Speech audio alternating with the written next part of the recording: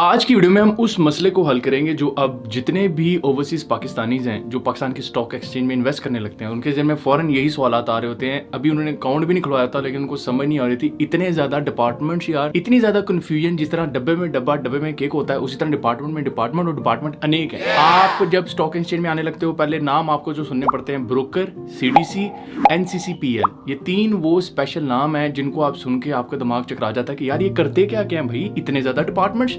दुनिया में stock exchange का सिंपल रूल होता है बायर, ब्रोकर और स्टॉक एक्सचेंज, लेकिन यहाँ पे दो एक्स्ट्रा चीज़ें आ गई, CDC और NCCPL।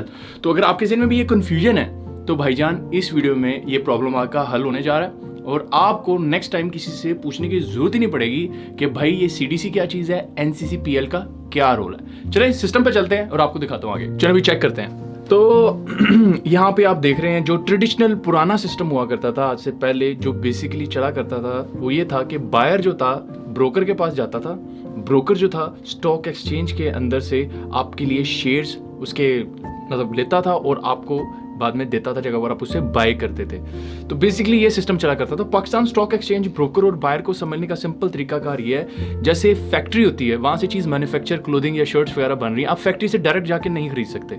फैक्ट्री का या तो डिस्ट्रीब्यूटर होगा या रिटेलर होगा या होलसेलर होगा जो उसको फर्दर आगे बेच रहा होगा, आप उसी से जाके ले सकते हैं एज एक सिंगल आइटम। या अगर आपने कुछ भी खरीदना है उसे 10, 15, 20 शर्टें भी लेनी है। इसी तरीके जो पाकिस्तान स्टॉक एक्सचेंज है वो एक शेयर्स की फैक्ट्री है और उस फैक्ट्री के अंदर सिर्फ ब्रोकर को अलाउ है कि वहां से जाके वो शेयर लेके अपने पास आपको किसी को भी बेच सकता है जो भी उसके क्राइटेरिया को फॉलो करे। और ये पाकिस्तान स्टॉक एक्सचेंज ने ये सिस्टम ब्रोकर वाला इसलिए भी रखा हुआ है ताकि उनको किसी को पकड़ने में आसानी हो, किसी को जवाब दे जो हो वो लिमिटेड लोग हो जिनसे वो जवाब ले सकें। अगर हर बंदा ही खुद जाके स्टॉक एक्सचेंज में अपना इंटरेस्ट शो कराना शुरू कर दे, अपने आप को रजिस्टर कराना शुरू कर दे, खुद कहता है मैं अपनी ट्रेडिंग करनी, तो अब लेकिन लाखों लोग ये बन जाएंगे जिन्होंने ये काम करना और ये उनके लिए संभालना मुश्किल हो जाएगा। इसलिए ब्रोकर बेस्ट वे होता है कि इस चीज़ को डील करने का ताकि प्रॉब्लम्स कम से कम हो।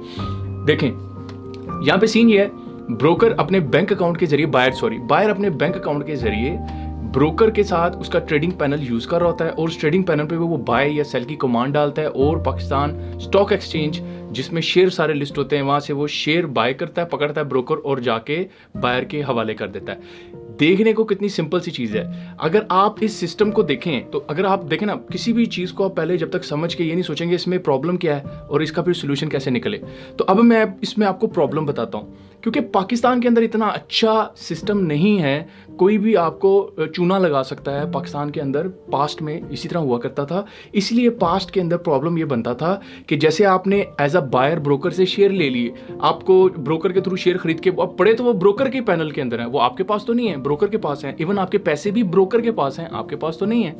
तो इस सिचुएशन में आपको प्रॉफिट हुआ एक दिन 50,000 का, आप बड़े खुश, आपने कहा यार आज तो मुझे 50,000 का प्रॉफिट हुआ है। आपने पूरा अपना ज़हन बना लिया 50,000 अगर मुझे रोज़ प्रॉफिट होता रहे तो एक महीने में मेरा इतना बनेगा, करोड़ लाख जितना भी है, और उसके बाद मैं एक बिजनेस चलूंगा और बिजनेस से मैं और बिजनेस को फ्लो करूंगा, उसके बाद मैं और इन्वेस्टमेंट करूंगा। आप ये ख्वाब देख ही रहे हो, लेकिन सुबह जब उठे पता चले ब्रोकर भाग गया। हुन दसो अब ब्रोकर अगर आपका चला गया, आपके शेयर और पैसे उसके पास पड़े हुए थे और वो बंदा इवन आपके जो शेयर है वो भी एक लिक्विड एसेट होता है, वो भी फौरन उसे कैश करवा सकता है, तो बेसिकली उसे आप पैसे ही समझे, वो आपके लेके भाग गया। अब आप क्या करेंगे? अब आपका बैंक भी रिस्पॉन्सिबिलिटी नहीं उठाएगा क्योंकि बैंक का तो कसूर नहीं है, आपने खुद अपने हाथों से पैसे दिए ब्रोकर को। पाकिस्तान स्टॉक एक्सचेंज भी इसका नहीं उठाएगी, वो कहेगी कि तुम्हें ब्रोकर देख के देखना चाहिए था, ये तो तुम्हारा कसूर है। ऐसी सिचुएशन में आपके शेयर्स को और आपके पैसों को महफूज करने के लिए अगला इधर आता बना जो कि है CDC। ठीक हो गया? अब मैं आपको CDC के ऊपर ले आते हैं। ठीक है, अब आपको एटलीस्ट एक कॉन्सेप्ट की समझ आ गई। ये जी आपके सामने मैं ले आता हूँ। अब आपके मैंने सर्कल को CDC को इसलिए कर दिया ताकि पता चल जाए बाकी सारी चीज़ें सेम है इस फ्लो चार्ट में, सिर्फ CDC को मैंने एक्स्ट्रा ऐड किया। अब क्या होता है, अब बायर क्या करता है, वो ब्रोकर से अगर उसको पाकिस्तान स्टॉक एक्सचेंज से शेयर खरीदने हैं तो बायर और ब्रोकर के दरमियान में एक तीसरी पार्टी आ जाती है जिसको कहते हैं CDC। अब ये जो CDC है जिसे सेंट्रल डिपॉजिटरी कंपनी कहते हैं, तो ये जो सीडीसी क्या करती है, बायर जो के अगर वो ब्रोकर से जो भी शेयर खरीदेगा वो इस सीडीसी में आके जमा होंगे, क्योंकि बैंक के अंदर सिर्फ पैसे जमा हो सकते हैं, शेयर जमा नहीं हो सकते, ठीक है। क्योंकि बैंक जो होता है उसका मनी के ऊपर चलता है, वो इस किसी एसेट के ऊपर नहीं चलता कि उसके अंदर एसेट आप जमा करवा सके, स्पेशली शेयर्स की बात हो रही है। तो उन शेयर्स को रखने के लिए सीडीसी का अकाउंट बना। अब सीडीसी शेयर भी रखता है और इसके अलावा आपको सीडीसी को पैसे भी देने होते हैं, क्योंकि आपने किसी से जब शेयर खरीदना है तो सीडीसी के पास पैसे अवेलेबल होंगे तो वो आपके किसी से शेयर खरीदेगा, तो इसके लिए आपको सीडीसी के अंदर फिर पैसे भी रखवाने पड़ते हैं। तो इसलिए आपकी जो भी ट्रांजैक्शन आप ब्रोकर के थ्रू करेंगे उसके लिए ज़रूरी है कि सीडीसी के अंदर आपका कैश पड़ा हो, पैसा पड़ा हो, जो कि आप अपने रोशन डिजिटल अकाउंट या अपने बैंक अकाउंट से इसमें खुद से पर्सनली मैनुअली ट्रांसफ़र करते हैं। अब देखें, आप ये भी तो कर सकते हैं, इसको ऑटोमेटिक ट्रांसफ़र की ऑप्शन दे दें। आप ये कहें कि ऑटोमेटिकली सीडीसी आपके बैंक अकाउंट से पैसे निकाल ले, ठीक है, ये भी तो हो सकता है। लेकिन इसमें प्रॉब्लम ये होगा, अगर आपको कल को आप ये कह सकते हैं कि भाई सीडीसी ने मेरे से पूछे बगैर पैसे निकाल लिए। तो इन सारे जो फ्लॉज हैं उनको दूर करने के लिए इस टाइम करंट जो सिस्टम वो यही चल रहा है कि आपने खुद मैनुअली अपने बैंक अकाउंट से सीडीसी में पैसे ट्रांसफ़र करने हैं और फिर उन पैसों से आगे जाके शेयर खरीदने हैं। तो मुझे उम्मीद है यहाँ पे आपको सीडीसी की समझ आ गई होगी कि उसका रोल क्या है, सिर्फ आपके शेयर्स को रखना अपने पास, ठीक है। ब्रोकर से, अब ब्रोकर क्या करेगा, ब्रोकर के पास सिर्फ ट्रेडिंग पैनल है। अब ब्रोकर के पास आपके शेयर्स भी नहीं है और पैसे भी नहीं है, दोनों चीज़ें नहीं है। कल को वो भाग भी गया या कल को आपका दिल किया मैं ब्रोकर चेंज करूँ, ब्रोकर अच्छा नहीं है, आप ये भी काम सीडीसी के थ्रू कर पाएंगे, ठीक है। दैट सिंपल, सो ईजी हो गया। तो यहाँ पे आके मेरे ख्याल आपको सीडीसी की समझ आ गई होगी। लेकिन अब अगला भी एक कॉन्सेप्ट प्रॉब्लम आ जाता है, अगर सीडीसी का अकाउंट आ गया, अब हमारी हुकूमत ने ये सोचा कि सीडीसी इस पूरे चैनल के अंदर जो टैक्स लेने वाली अथॉरिटी है वो किधर इन्वॉल्व हो। तो हुकूमत ने सोचा यार हमने भी तो टैक्स लेना है, हम कैसे यहाँ से टैक्स लें, किससे पूछें, बैंक से पूछें।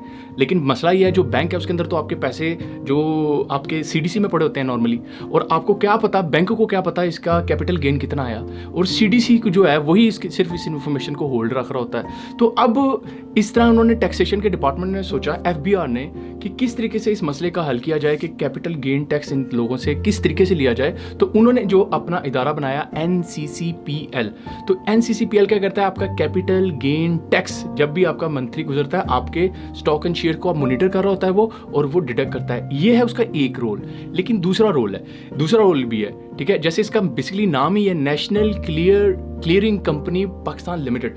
इधर हम आगे अब चलते हैं, ठीक है। अब एक नेक्स्ट स्टेप आ गया, हम उसको भी यहाँ पे अपने खोल के देख लेते हैं। अब आपके सामने ये सिचुएशन बनी कि NCCPL जो है वो एक तो आपसे कैपिटल गेन टैक्स ले रहा है वो, ठीक है, एक ये हो गया। दूसरे नंबर पे वो आपके क्लियरिंग ऑफ शेयर्स, आपका जब भी आप कमांड डालते हैं सीडीसी के थ्रू शेयर खरीदने की, तो होता क्या है, NCCPL का जो इदारा है ये एज अ क्लियरिंग एजेंट काम करता है। क्लियरिंग एजेंट कैसे काम करता है, ये क्या करता है, जो दूसरा जिस बंदे से आप खरीद रहे हैं, ठीक है, उसके पास भी NCCPL का होता है अकाउंट, ठीक है, उसका रजिस्टर्ड हुआ होता है। आपके वो दोनों आपस में कम्युनिकेट करते हैं NCCPL के इदारे, और देखते हैं क्या उस जगह पे इतने शेयर्स या पैसे पड़े हुए हैं, और फिर आपके सीडीसी से पूछता है क्या अगर तुम खरीद रहे हो तो तुम्हारे सीडीसी में इतने पैसे पड़े हुए हैं।